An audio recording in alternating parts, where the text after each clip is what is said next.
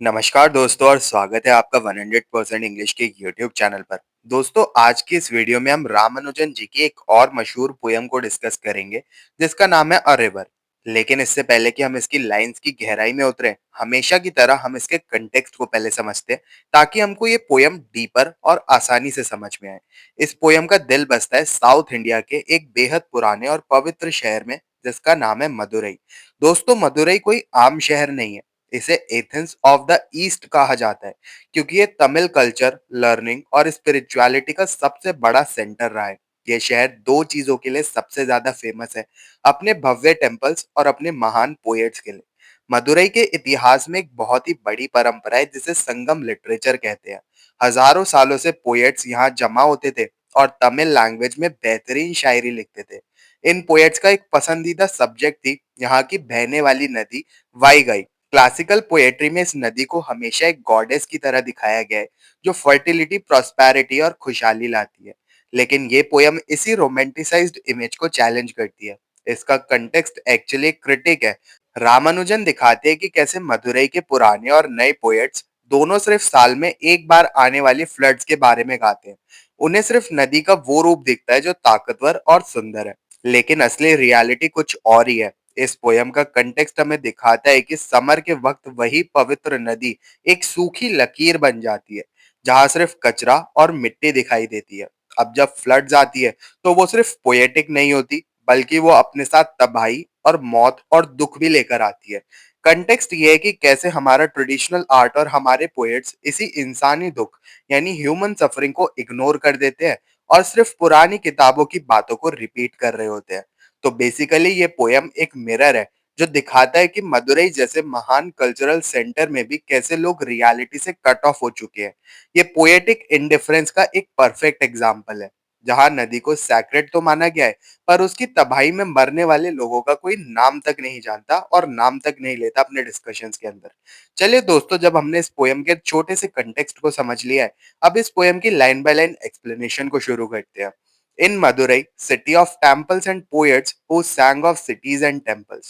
दोस्तों पहली तीन लाइंस में ही रामानुजन एक ताना यानी कि एक आयरनी यूज कर रहे हैं। वो कहते हैं मदुरई पोएट्स का शहर है, पर ये पोएट्स बड़े अजीब है। ये सिर्फ उन्हीं चीजों के बारे में गाते हैं जो पहले से ही फेमस है, जैसे मंदिर और वही पुराना शहर। ये लोग रियलिटी से भटक चुके हैं। Every summer a river dries to a trickle in the sand. हर गर्मी में वही महान नदी वाई गई सिर्फ एक पतली सी धार बन के रह जाती है, यानी कि एक ट्रिकल बनकर रह जाती है।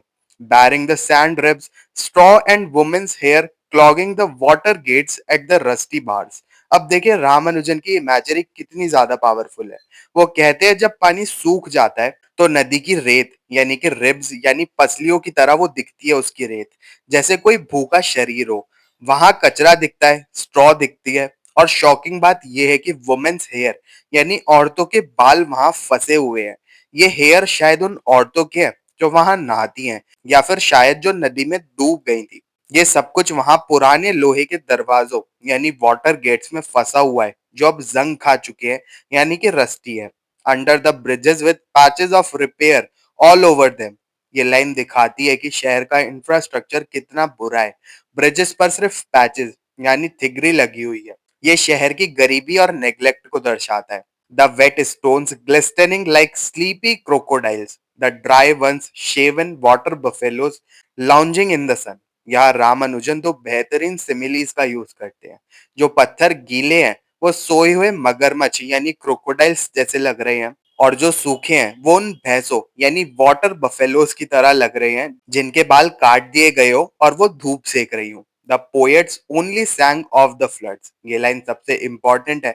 इतना सब कुछ होने के बावजूद पोएट्स ने कभी इन सूखे पत्थरों या फिर कचरे के बारे में नहीं लिखा। उन्हें सिर्फ तब मजा आता है जब नदी में बाढ़ यानी कि फ्लड्स आ जाती हैं। He was there for a day when they had the floods. ये ही शायद खुद रामानुजन है या कोई आउटसाइडर विजिटर है।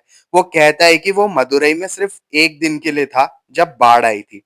People everywhere talked about the inches rising of the precise number of cobbled steps run over by the water rising on the bathing places। लोग दुख मनाने के बजाय स्टैटिस्टिक्स में बिजी थे। वो बात कर रहे थे कि पानी कितने इंचेस बढ़ गया वो गिन रहे थे कि नदी के कितने स्टेप्स यानी कि पत्थर की सीढ़ियां डूब चुकी हैं। उनका फोकस इंसानी जान पर नहीं बल्कि मेजरमेंट यानी कि आंकड़ों पर था। And the wet carried off three village houses, one pregnant woman and a couple of cows name Gopi and Brinda as usual. बाढ़ क्या क्या भाग ले गई। तीन घर, एक प्रेग्नेंट औरत और दो गायें जिनके नाम थे गोपी और बृंदा। दोस्तों, यहाँ एज यूजुअल लिखकर रामानुजन ने गहरी चोट दी है। इसका मतलब है कि ये सब हर साल होता है और लोगों के लिए अब ये एक रूटीन बन चुका है। The new poet still quoted the old poets, but no one spoke in verse of the pregnant women.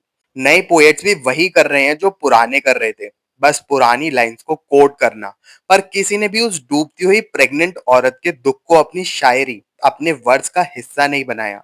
Drowned with perhaps twin in her, kicking at blank walls even before birth. ये इस पूरी poem की सबसे दर्दनाक image है। Ramanujan imagine करते हैं कि उस औरत के पेट में शायद ट्विंस थे जो पैदा होने से पहले ही अपनी माँ की पेट की दीवारों पर लात मार रहे थे बचने के लिए। ये इमेज दिखाती है कि मौत ने सिर्फ एक औरत को नहीं बल्कि आने वाली जनरेशन को भी खत्म कर दिया। अब आती है पोयम की आखिरी लाइंस जहां आयरनी अपने पीक पर दिखाई देती है। He said the river has water enough to be poetic about only once a year. Speaker कहता है कि नदी में सिर्फ साल में एक बार इतना पानी होता है कि उसे पोएटिक यानी शायरी के लिए लायक माना जाए। बाकी साल वो पोएट्स के लिए बिल्कुल बेकार है। And then it carries away in the first half hour three village houses, a couple of cows named Gopi and Brinda. और उसी पोएटिक बाढ़ के पहले आधे घंटे में ही नदी सब कुछ तबाह कर देती है। वही लिस्ट रिपीट होती है जो पहले दी गई थी पोयम के अंदर। And one pregnant women expecting identical twins with no moles on their body with different colored diapers to tell them apart.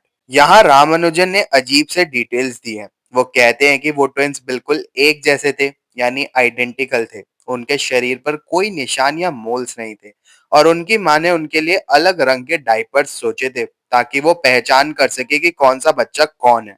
दोस्तों, ये डिटेल्स देकर रामानुजन हमें ये एहसास दिला रहे हैं कि वो औरत कोई स्टेटिस्टिक नहीं थी, वो एक माँ थी जिसके सपने थे। इन डिटेल से वो हमें उस औरत के दर्द के करीब ले जाते हैं जबकि बाकी पोएट्स उसे इग्नोर कर देते हैं। तो ये था इस पोएम का लाइन बाय लाइन ब्रेकडाउन। अब चलते हैं इसकी सोल में यानी कि इसके थीम्स और क्रिटिकल एनालिसिस की तरफ जो कि आपके आंसर्स को बनाएंगे 100% रेडी। सबसे पहला और सबसे बड़ा थीम है इंसानी दुख के प्रति बेरुखी का यानी कि इनडिफरेंस टू ह्यूमन सफरिंग का। रामानुजन दिखाते हैं कि कैसे मदुरई के पोएट्स और वहां के लोग एक दुख को स्टैटिस्टिक बनाकर रखते हैं। उनके लिए वो सारे दुख एक आंकड़े के बराबर है। जब बाढ़ आती है तो लोग क्या डिस्कस करते हैं? वो इंचेस और कॉबल्ट स्टेप्स की बात करते हैं। उनके लिए ये एक सेंसेशनल इवेंट है, कोई ट्रेजेडी नहीं। इसी कॉलसनेस का सबसे बड़ा सबूत ये है कि लोगों को उन गायों के नाम तो याद है, गोपी और बृंदा, लेकिन उस डूबती हुई प्रेग्नेंट औरत का कोई नाम ही नहीं लेता। रामानुजन यहाँ हमें बताते हैं कि हमारी सोसाइटी में जानवरों की तो आइडेंटिटी है, पर लेकिन एक गरीब औरत सिर्फ एक नंबर बनकर रह जाती है। ट्रेडिशन वर्सेस मॉडर्निटी इसका दूसरा थीम है यानी कि परंपराओं और नए जमाने के टकराव का दूसरा थीम है इसका। रामानुजन संगम लिटरेचर की कन्वेंशनैलिटी पर अटैक करते हैं। वो कहते हैं कि नए पोएट्स वही पुरानी बातें कोट कर रहे हैं जो हजारों साल पहले लिखी गई थी। दोस्तों, इसे हम पोएटिक स्टर्लिटी कह सकते हैं। इसका मतलब है कि आर्ट जब रियलिटी से कट जाता है और सिर्फ पुरानी किताबों को कॉपी करता है तो वो स्टेगनेंट यानी कि बासी हो जाता है। रामानुजन चाहते थे कि पोएट्री लिव्ड एक्सपीरियंस और रियलिटीज के बारे में होनी चाहिए, ना कि सिर्फ सिटीज और टेम्पल्स के बारे में। अगला और सबसे पावरफुल थीम है द ड्युअलिटी ऑफ नेचर का। यहाँ रामानुजन नदी को एक प्रिजर्वर और डिस्ट्रॉयर दोनों के रूप में दिखाते हैं। नदी को सेक्रेड और फर्टिलिटी का सिंबल तो माना जाता है जो जीवन देती है, लेकिन वही नदी उस प्रेग्नेंट औरत और उस अनबॉर्न ट्विंस को भी मार देती है। ये एक बहुत बड़ा पैराडॉक्स है। जो नदी नए जीवन का प्रतीक थी, वही नए जीवन को पैदा होने से पहले ही खत्म कर देती है। कुछ स्कॉलर्स तो ये भी कहते हैं कि ट्विंस का डूबना पुराने जमाने के ह्यूमन सेक्रीफाइस यानी बलि देने की रस्मों की तरफ एक इशारा है जो मदुरई में ड्रॉट्स के वक्त होती थी। अब बात करते हैं इस पोएम के स्टाइल की। रामानुजन ने यहाँ पर आयरनी का बहुत ही सुंदर यूज किया है। एज यूजुअल जैसे फ्रेजेस का यूज करके वो दिखाते हैं कि वहां पर मौत कितनी ज्यादा आम बन चुकी है।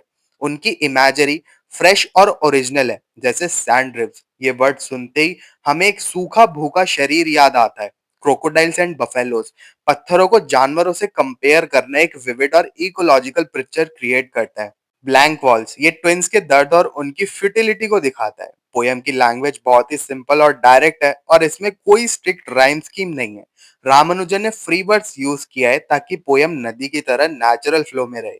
तो दोस्तों, कंक्लूजन में हम ये कह सकते हैं कि ए के रामानुजन की रिवर सिर्फ एक डिस्क्रिप्शन नहीं बल्कि एक मॉरल चैलेंज है।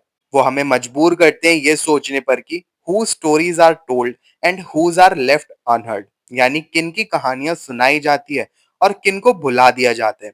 रामानुजन ने मदुराई के रोमांटिसाइज्ड पर्दे को हटाकर हमें ग्रिटी ट्रुथ दिखाया है। उनका मैसेज क्लियर है, आर्ट तभी मीनिंगफुल होता है जब वो ह्यूमन सफरिंग और इंडिविजुअल लॉस को पहचाने। ये पोयम हमें इकोलॉजिकल अकाउंटेबिलिटी भी सिखाती है कि हम नेचर को सिर्फ सैक्रेड बोलकर इग्नोर ना करें, बल्कि उसके इम्पैक्ट को सीरियसली लें। रामानुजन की ये आवाज आज भी उतनी ही रेलेवेंट है जितनी कि 1966 में थी। उम्मीद है आपको ए के रामानुजन का ये मास्टरपीस और हमारा डिटेल्ड एनालिसिस अच्छे से समझ में आ गया होगा। अगर आपको ये वीडियो पसंद आई हो तो इसको लाइक और शेयर जरूर करें और 100% इंग्लिश चैनल को सब्सक्राइब कर लें और ऐसे इंसाइटफुल वीडियोस के लिए। अगर आपके कोई भी डाउट्स हैं इस पोयम को लेकर तो आप कमेंट सेक्शन में जरूर पूछ सकते हैं। मिलते हैं फिर अपने नेक्स्ट वीडियो में, तब तक के लिए happy studying and best of luck for your upcoming examinations.